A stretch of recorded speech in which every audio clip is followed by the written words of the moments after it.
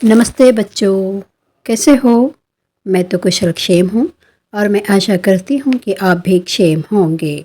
छात्र आइए आज की इस कक्षा के भीतर हिंदी पाठ्यपुस्तिका के द्वितीय सोपान पद्य भाग अधिकार इसके बारे में आज हम जानकारी प्राप्त करेंगे छात्र। और छात्र यह पद्य भाग जो है आधुनिक कविताओं के अंतर्गत आती है, प्रथम पद्य भाग है। इसके लेखिका जो है महादेवी वर्मा जी हैं, जो कि इनका आज हम पहले परिचय प्राप्त करेंगे छात्र। महादेवी वर्मा जी का जन्म स्थान जो है फारुखाबाद है, यह उत्तर प्रदेश के अंतर्गत आता है।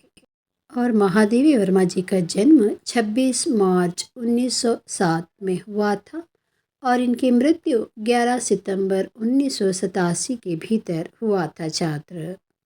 इनकी कृतियाँ इस प्रकार हैं छात्र, जैसे कि हिमालय, निहार, नीरजा, संध्या गीत, रश्मि, दीप शिखा, सप्तपर्णा, यामा। और छात्र विशेषता यह है कि लेखिका को यामा कृति के लिए ज्ञानपीठ पुरस्कार भी मिला है छात्र।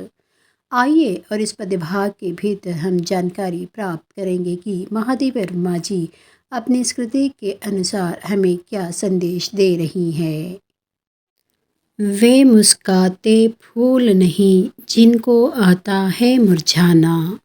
प्रस्तुत पद्यभाग में कवयित्री जो हैं फूल और तारों के बिंब के सहारे जीवन के प्रति गहरी आस्था व्यक्त करती है।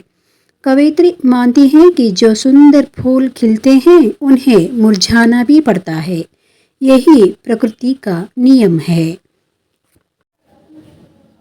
वे तारों के दीप नहीं जिनको भाता है बुझ जाना। इस पद्यभाग के पंक्ति में कवयित्री यह उदाहरण देते हुए हमें यह समझाने का प्रयास करती हैं, जैसे कि रात में चमकते टिमटिमाते सितारे को भी भोर होते ही गायब होना है, यही सृष्टि का नियम है। इन फूल और तारों के सहारे कवयित्री हमें यह संदेश देना चाहती है कि मनुष्य को भी अपने जीवन में त्यागने का गुण अपनाना चाहिए और दूसरों के जीवन को खुशी से भरने की चाह रखनी चाहिए। ऐसे ही हमें भी अपने जीवन के भीतर त्याग और बलिदान और दूसरों के हित के लिए हमें सोचना है छात्र। इस अंश को लेखिका जो है प्रकृति के अंतर्गत जो उचित अंशों का उदाहरण देते हुए हमें समझाने का प्रयास करती हैं। आइए छात्र अगला पद्य भाग देखेंगे। वे नीलम के मेघ नहीं जिनको है घुल जाने की चाह। इन पंक्तियों में कवयित्री हमें यह संदेश देना चाहती है कि इंसान के जीवन में सुख और दुख दोनों को समान स्थान मिलना चाहिए। नीले आसमान की सुंदरता उसमें घुल मिल जाने वाले बादलों की वजह से ही है छात्र। जैसे कि चंचल बादल दिखते भी हैं और बरसते भी हैं और गायब भी हो जाते हैं, इसी प्रकार इंसान के जीवन रूपी आसमान में कष्ट और दुख आते भी हैं और धीमी भी पड़ जाते हैं, जैसे कि बादलों की तरह। तो आइए अगला पद्य भाग देखेंगे छात्र। वह अनंत ऋतुराज नहीं जिसने देखी जाने की राह। इस पंक्तियों के भीतर कवयित्री इस प्रकार वर्णना करती हैं छात्र।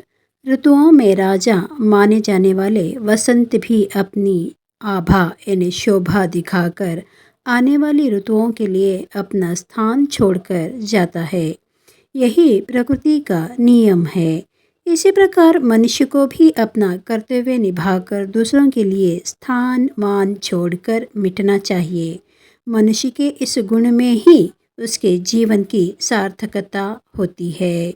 तो मनुष्य के जीवन की सार्थकता जो है प्रस्तुत पंक्तियों के भीतर कवयित्री जो हैं यहाँ पे बादल और ऋतुराज यानी वसंत ऋतु का उदाहरण देते हुए हमें यह संदेश देती हैं छात्र।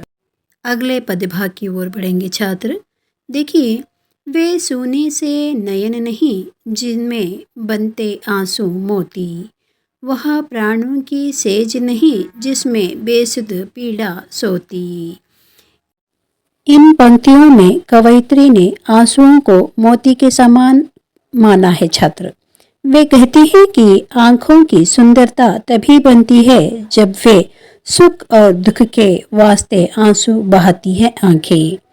मनुष्य के जीवन में सुख दुख एक ही सिक्के के दो पहलू जैसे हैं।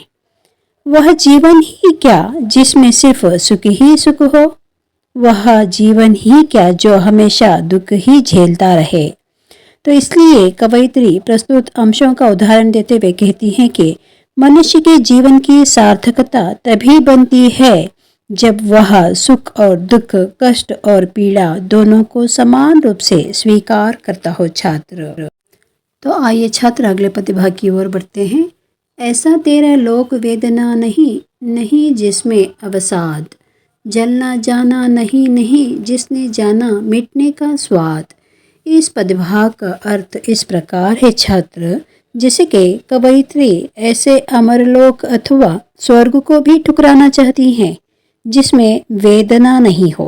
वेदना का अर्थ होता है दुख, पीड़ा, जिसमें नाश नहीं है, जिसमें जलन नहीं है, और ना ही जिसने मिटने का स्वाद जाना है। अपनी धरती के आगे कवयित्री ऐसे 100 स्वर्ग निछावर करने को भी तैयार हैं। छात्र कवयित्री अपनी इस सुंदर धरती में ही हजारों कष्ट, यातना, पीड़ा, विरह झेलते हुए जीने को तैयार है। वह अपने आप को मर मिटने के लिए भी तैयार है। इसलिए जो भगवान की कृपा से उनको अमर लोक मिल रहा था उसको वो तिरस्कार कर देती हैं। छात्र अगले पदभाग की ओर बढ़ेंगे। छात्र क्या अमरों का लोक मिलेगा तेरी करुणा का उपहार, रहने दो हे देव, अरे यह मेरा मिटने का अधिकार। इस पदभाग का अर्थ इस प्रकार होता है। छात्र परमात्मा की करुणा अथवा कृपा से कवयित्री को अमरलोक का उपहार भी स्वीकार्य नहीं है। उन्हें भगवान की तरफ से सिर्फ एक आशीर्वाद चाहिए, जैसे इस धरती में ही मरने का और मिटने का अधिकार चाहती हैं। वे भगवान से प्रार्थना करती हैं कि उस अधिकार को उनसे कोई ना छीने। तो देखिए छात्र किस प्रकार कवयित्री कहती हैं कि उसे दूसरे अन्य लोक की आवश्यकता नहीं है। इस लोक में ही सुख दुख के साथ अपना अधिकार बचाए रखना चाहती हैं। तो प्रस्तुत पदभाग में कवयित्री जो है मनुष्य का जीवन सार्थक कैसे बनता है, किन किन गुणों से हम अपने जीवन में सार्थकता प्राप्त कर सकते हैं, ये प्रकृति के उचित अंशों का उदाहरण देते हुए हमें प्रस्तुत पदभाग में लेखिका ने समझाया है। छात्र तो यहाँ पे आपका यह पदभाग समाप्त है। छात्र तो अगली कक्षा में अगला पदभाग लेके मैं उपस्थित होती हूँ। तब तक के लिए धन्यवाद।